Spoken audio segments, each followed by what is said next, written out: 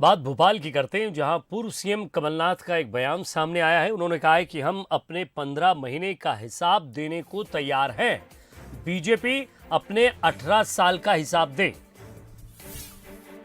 तो 15 महीने जब सरकार रही थी तब हमने जो काम किए वो जनता के साथ साझा करने के लिए तैयार हैं। हम शेयर करेंगे जनता से कि हमने क्या किया है, लेकिन हम बीजेपी से भी 18 साल का हिसाब मांग रहे हैं। बीजेपी अपने 18 साल का हिसाब दे। आपको कहीं माफी नहीं मांगी। हमारा 15 महीने का कार्यकाल था, हम हिसाब देते हैं। बीजेपी 18 साल का अपने कार्यकाल का हिसाब दी। आज मध्य प्रदेश में हर वर्ग परेशान है, हर वर्ग परेशान है, और पर इनकी गुमराह करने की, इनका ध्यान मोड़ने की इतनी काबिलियत है, ये कभी ये मुद्दा उठा देंगे, पाकिस्तान की बात करने लग जाएंगे। मोदी जी ने कहा था 2 करोड़ नौजवान किसानों कई कई बातें करी थी। उसके बाद 2019 में पाकिस्तान, राष्ट्रवाद, कैसे ध्यान मोड़ दिया सबका।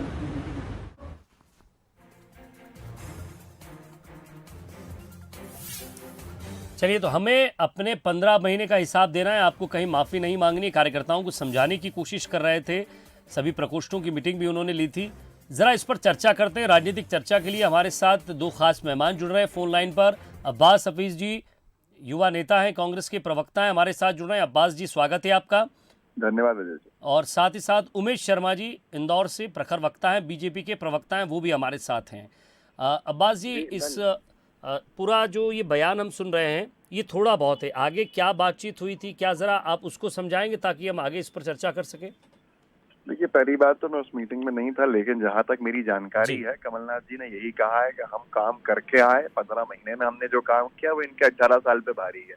18 साल का हिसाब किताब देना इनकी बस की नहीं है। 18 साल का हिसाब किताब वो युवा मांग रहा है जो सोशल मीडिया पर आज 96% जुड़ चुका है।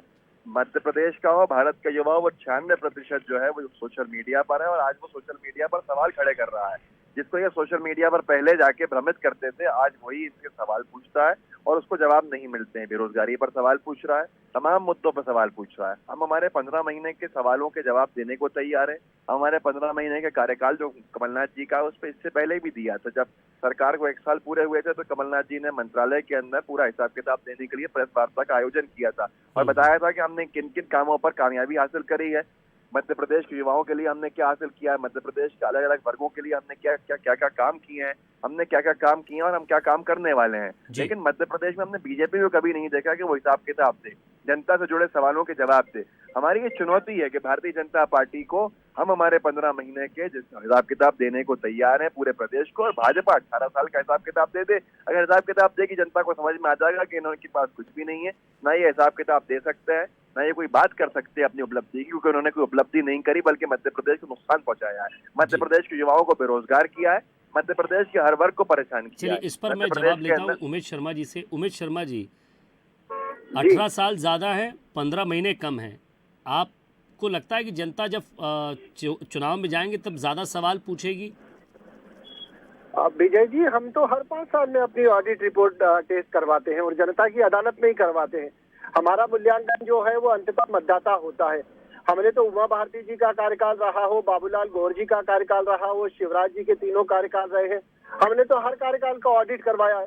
और हर 5 साल में जब भारतीय जनता पार्टी अपना ऑडिट जनता के जाकर करवा दिए तो एक निष्णात चार्टेड अकाउंटेंट की तरह मतदाता हमको जो है वो कसौटी पर कसता है, और कसौटी पर कसने के बाद हर 5 साल में भारतीय जनता पार्टी के प्रति अपनी विश्वास और आश्वस्ति की मोहर लगाता है। और इस बार भी जब 2023 का समय आएगा तो हम अपनी 5 साल की जो सालाना रिपोर्ट है वो जनता की अदालत में लेकर जाएंगे, हमारे कार्यकर्ता के माध्यम से लेकर जाएंगे, और जनता का जो निर्णय होता है हमने सदैव सिरोधार्य रखा है। क्योंकि लोकतंत्र के अंदर अगर अंतिम अंकेक्षण करने का अधिकार किसी को है, किसी भी राजनीतिक दल के कार्यों के बारे में करने को है, तो मुझे लगता है कि वो यानी मतदाता के पास बीजेपी सुरक्षित है। संगठन स्तर पर आश्वस्त है।